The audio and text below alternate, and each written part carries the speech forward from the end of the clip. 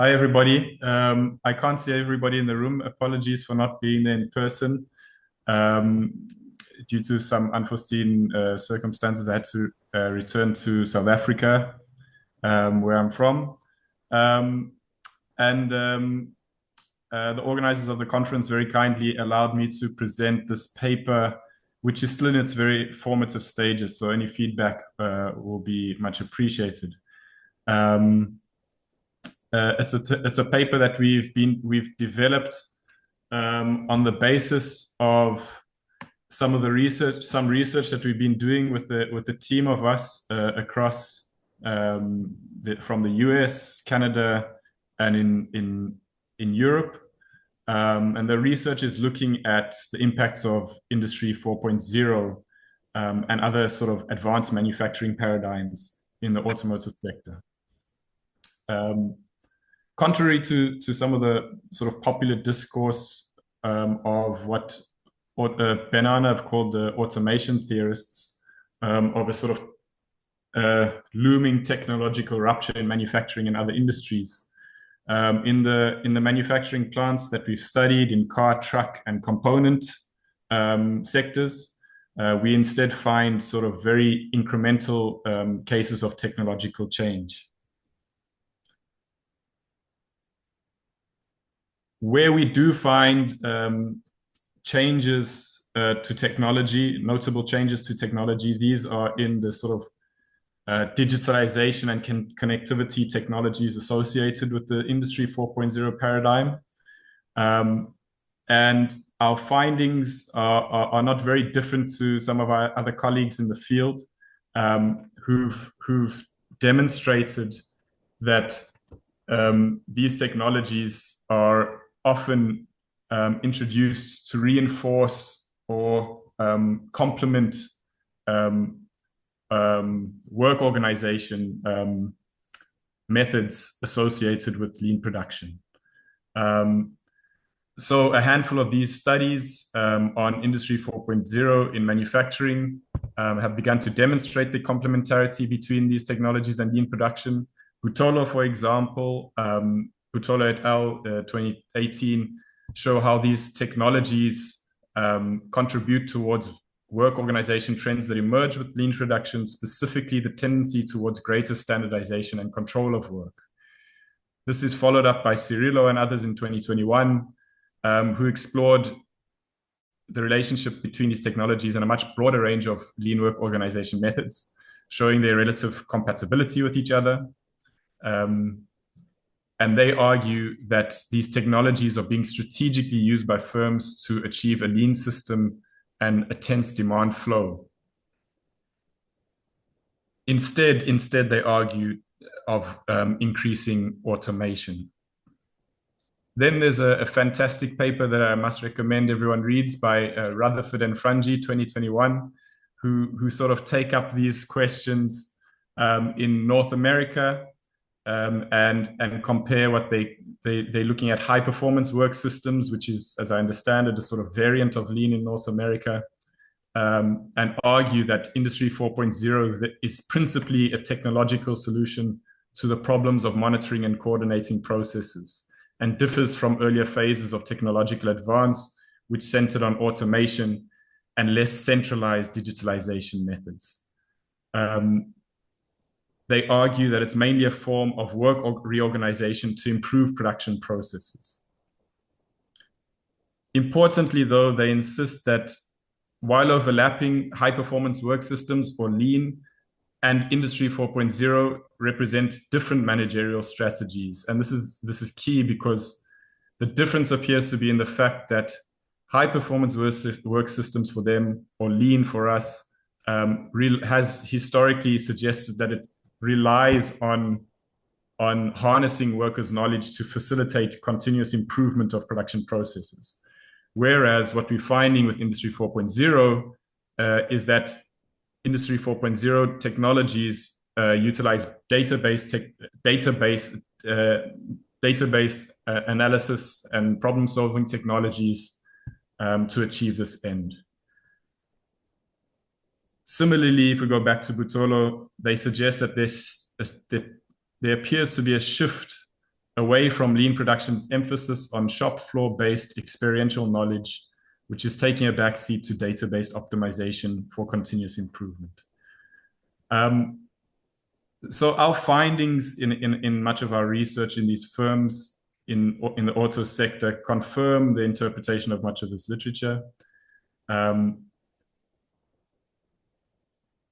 We find that while Industry 4.0 digitalization and connectivity technologies may undermine processes of worker autonomy and participation previously associated with lean production, they provide management with information that continues to be used to generate leaner, more efficient production flows. For us, then, we conclude that these technologies, therefore, contain the potential to minimize what have historically been regarded as some of the positive, so-called positive outcomes of lean, such as autonomy, worker participation, multi-skilling or multitasking, and have the potential likewise to exacerbate the negatives, so control, work intensity, and standardization. I'm just trying to find a way to, there we go. Now, what we're trying to answer with this paper that we're developing is that we find that despite the potential dangers, there's a widespread acceptance from workers and worker representatives that we interview that technology is the prerogative of management.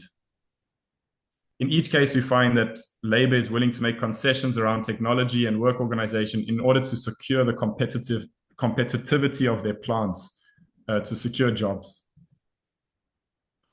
We find that management whipsawing practices play a central role in entrenching the logics of inter-plant competition and establishing the idea that technological change is not only the prerogative of management, but also inherently in the interest of workers.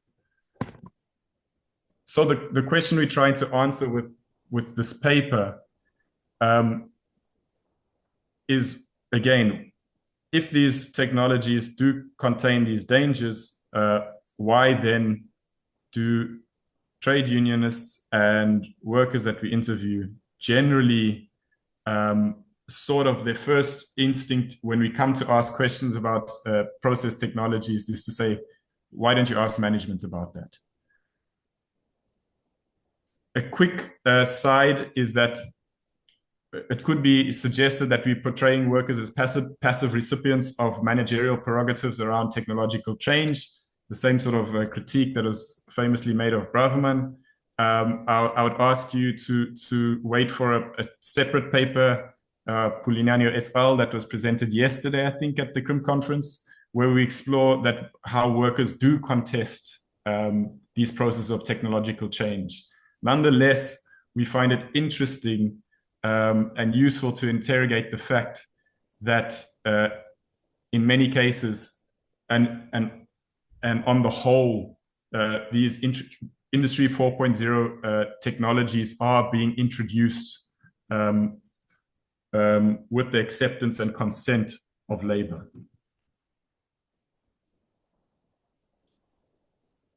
So to explain this situation, we look towards a small field of literature in industrial relations around whipsawing. Whipsawing historically was a method by which trade unions would organize a plant, win wage increases, and then go to another plant and use the example of that victory to push wages up at other plants in the same firm. In the 80s, Turner began to explore how management had then developed this weapon for themselves and developed the concept of management whipsawing, where management threatens workers with plant closures to impose radical changes in work organization. That was at the time that lean was being introduced to the US firms. So there we see how globalization and lean production go hand in hand. A decade later, Moody says something similar, where he explores how in the auto industry, local unions and managers would begin to work together to bid for production allocations for their plants from headquarters. So what we see is a process in which management, a concept of management whipsawing emerges to explain how workers are coerced and threatened with plant closures in order to then join hands with management to compete with workers in other parts of the world or in other plants within the same firm. More recently, Greer and Houtmeier have developed the concept of management whipsawing and have defined it quite usefully as a technique, a managerial technique of staging market competition across the corporate network in order to extract labor concessions using between plant competition. And quite helpfully, I think they developed a schema of 4 whipsawing types, which is useful for us because it develops the idea of whipsawing beyond just a sort of coercive mechanism, the coercive and harsh mechanism that Turner and Moody have outlined, especially by introducing the different whipsawing types such as informal and hegemonic whipsawing. I won't go too much into detail about them, but informal whipsawing, they say, is not associated with threats of plant closure, but more subtle forms of convincing labor that concessions are necessary, but also to convince workers that it's necessary to compete alongside management for production allocations or for the future security of their plants.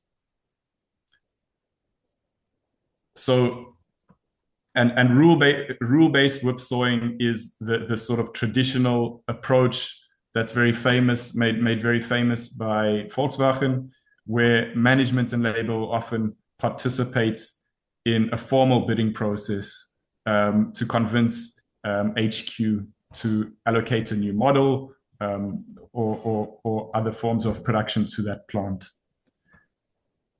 A quick note is that an interesting recent contribution to this literature, which is still a small field of literature, I think, is Aranea and others in 2021 who take on board Greer and Houtmeier's development, but also critique it a little bit, bringing it back to the sort of sociology, citing Gramsci and Burroway to argue that, in fact, coercion and consent are complementary processes of securing managerial hegemony in a workplace. And in fact, all these different forms of whipsawing, there shouldn't be a difference between coercive and hegemonic, for example. They're all a matter of trying to find ways for management to secure its ideas as the ideas of all. So that production and profit making are useful and in favor for workers.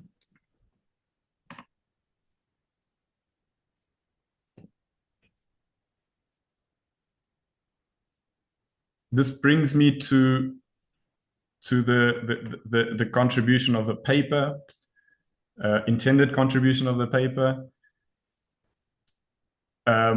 We're trying to understand and explain a bit how whipsawing is developing in auto manufacturing workplaces today. We find different examples of management whipsawing in car, truck, and component manufacture.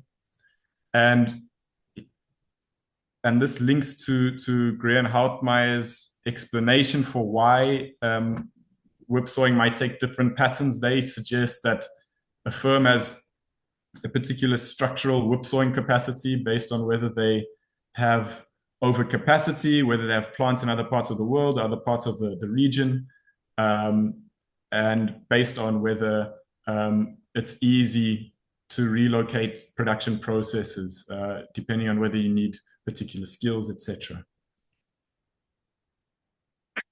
We also want to look at how changing market conditions contribute to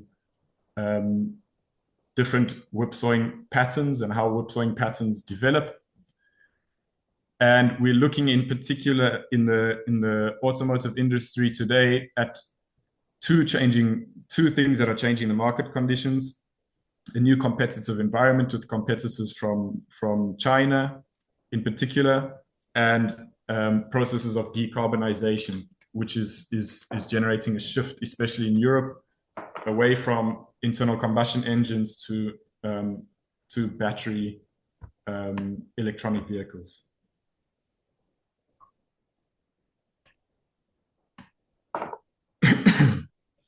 Okay, so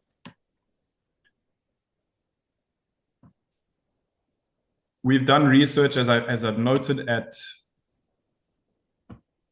car, truck, and component manufacturing plants in a few places across the world, in South Africa, where I am, in the US, and in the Benelux region. So basically Belgium and the Netherlands.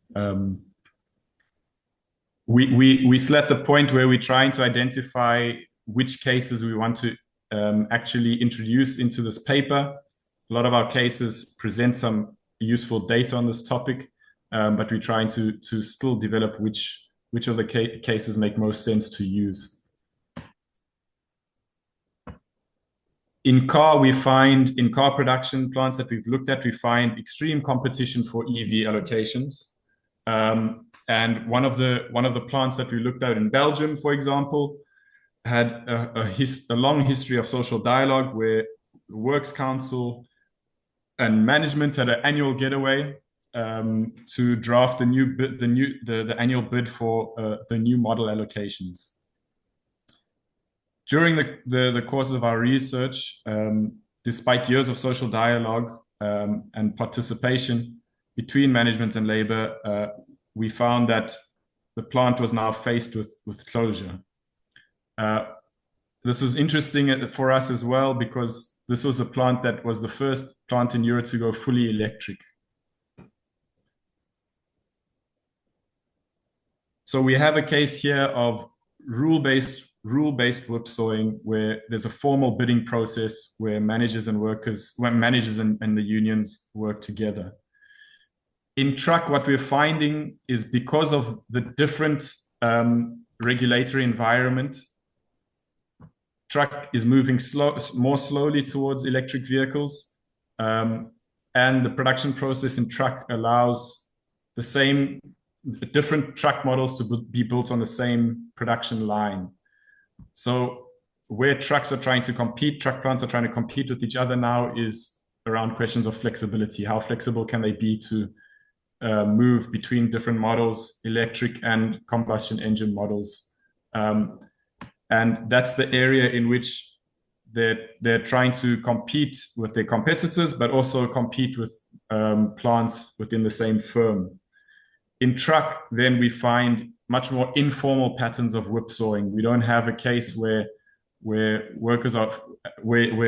management and unions are formally bidding for new model allocations, but we have a case where, in a much more subtle way, but still very effective way, management constantly reminds unions, constantly reminds workers of the cost per truck at different plants, of the different quality standards of different plants, and even of benchmarking of particular work processes. So that's comparison of work speeds at a particular workstation, for example, between different plants. Lynford, can you just wrap it up in the next minute? Is that okay? Okay, thanks, Todd. I'm just aware of the time. Thank you. Okay, I'll just jump to the final slide. What we're trying to do to develop a contribution to the literature here is by first extending Greer and Houtmeyer's theory of whipsawing to examine changes in auto manufacturing today, where decarbonization is changing the regulatory conditions and market pressures, and therefore influencing manufacturing whipsawing practices in different ways. I've just explained the differences between truck and car. There's also significant differences with component manufacture, where we find coercive threats of job losses through official retrenchment proceedings, but also informal reminders of costs per worker. For example, in Belgium, workers are constantly reminded that it's 5 times cheaper to employ a worker in Eastern Europe than in Belgium. secondly, the contribution we're trying to make is to demonstrate again, to go back to Turner, to show that whipsawing is not purely a matter of securing concession over wages, but also a strategy for securing labor consent to changes in work organization and the introduction of Industry 4.0 digital process technologies.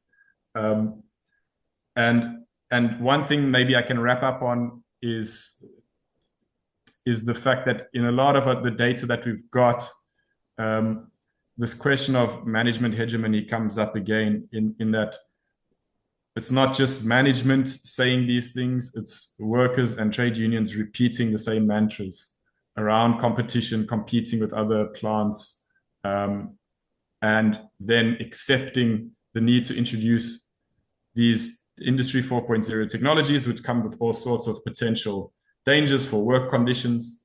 They accept the need to introduce these technologies in order to compete. Yeah, thank you very much, Todd. Any feedback on the paper would be very much appreciated.